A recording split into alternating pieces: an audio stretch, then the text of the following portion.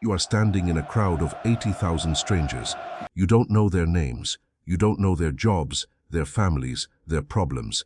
You have never spoken to a single one of them. And yet, in this exact moment, you would high-five them, hug them, cry on their shoulder. Why? The answer is not in your culture. It is not in your upbringing. It is buried far deeper than that, inside a part of your brain that does not understand the difference between a stranger in a stadium and a member of your own family. You think family is about blood, about shared genes, shared history, shared last names, but your brain doesn't define family that way. Your brain defines family by a much older, much simpler rule: shared survival. And for most of human history, shared survival came from one thing: being inside the same group. Go back 50,000 years. There was no concept of a stranger the way you understand it today. If you saw another human, there were only two categories: inside your group or outside it. Inside meant safety, food, protection, cooperation. Outside meant danger, competition, sometimes death. There was no neutral middle ground. Your brain evolved inside that binary world, and it never fully left it. Neuroscientist Paul Zak at Claremont Graduate University has spent decades studying a hormone called oxytocin. You may have heard it called the bonding hormone or even the trust hormone. Zak's research found that oxytocin spikes when humans cooperate with someone, compete alongside someone, or share an emotional experience with someone. It is the same hormone that floods a mother's brain when she holds her newborn, the same hormone that rises between long-term partners, and remarkably, the same hormone that rises in a stadium crowd watching their team take the field. Your body does not have a separate chemical for sports. It reuses the chemistry of family. Think about what actually happens physically when you watch a match with strangers. Your heart rate synchronizes with the people around you. Researchers studying crowd physiology have found that during high-tension moments, entire sections of a stadium begin to breathe, tense, and release in near unison. You are not just watching the same event.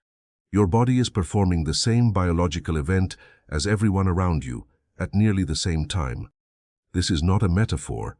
This is measurable synchrony. Anthropologist Tomasello, who spent years studying cognitive development at the Max Planck Institute, proposed something called shared intentionality.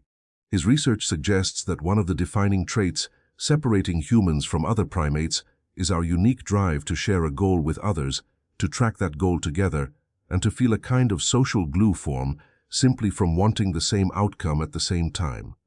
A chimpanzee does not feel bonded to another chimpanzee just because they're both looking at the same tree. A human does. Put a human in a crowd, point everyone's attention at the same ball, the same goal, the same outcome, and shared intentionality switches on automatically. You don't choose to bond with the stranger next to you. The bonding happens before you have time to think about it. Now here is where it gets even stranger. Psychologist Carsten dreu at Leiden University has researched how oxytocin doesn't just increase bonding within a group. It increases in-group loyalty, specifically because it sharpens the line between us and them. The same chemical that makes you love your team is the same chemical that makes you resent the opposing team. It is not two separate feelings. It is one feeling with two faces running on the exact same hormone. This explains something you've probably felt but never had a name for: the strange comfort of being surrounded by people wearing your colors, the subtle tension of standing near someone wearing the wrong ones. You are not imagining this. Your brain built an entire emotional architecture around exactly this distinction, long before scoreboards existed. Go back even further. Before stadiums, before sport, before language itself, small bands of early humans depended entirely on group cohesion to survive. A group that worked together, that shared resources, defended each other, celebrated wins together, outlived a group that didn't. Evolutionary biologists studying group selection have argued that this is one reason cooperation evolved so strongly in our species. Groups that bonded fast and bonded deep simply survived more often than groups that didn't. Your ancestors who felt nothing when surrounded by their tribe, who treated everyone as a stranger no matter how long they'd lived together, were less likely to receive help in a crisis, less likely to be warned of danger. less likely to be fed when food was scarce. The humans who survived were the ones whose brains rewarded them, chemically, for feeling like a group was family. That reward system is still running inside you today. It just doesn't know the difference between a hunting party and a stadium section. Consider what happens during a goal, a touchdown, a buzzer beater. The eruption isn't just noise, it's a release, a flood of dopamine and oxytocin hitting an entire crowd within the same 2 or 3 seconds. Researcher Daniel Wann at Murray State University, who has spent his career studying sports fan psychology, found that fans who strongly identify with a team show lower reported loneliness and higher reported life satisfaction, even accounting for the team's actual performance. Simply belonging to the group, feeling like part of something larger than yourself, produces measurable psychological benefits, independent of winning or losing. This is why some of the most isolated, disconnected people in modern life describe game day as the one time they feel like they belong to something. It's not really about the sport.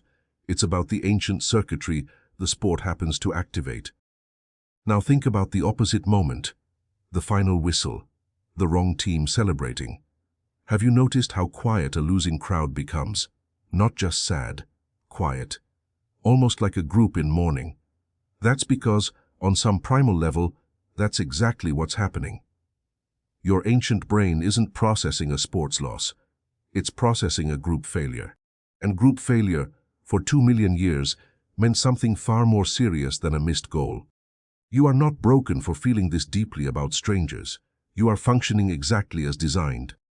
There's a reason veterans describe combat bonds as stronger than family bonds, even with people they met only months earlier.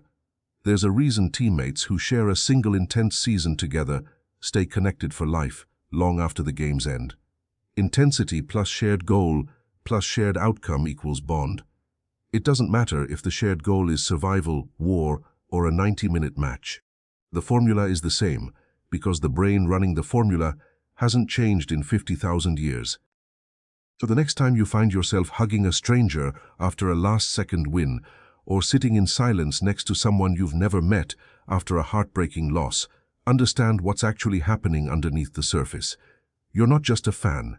You're not just a spectator. For a few hours, your ancient brain has classified the people around you as your tribe, and it is treating that classification exactly the way it has for the last 2 million years, as if your survival depends on it. Because once, it did.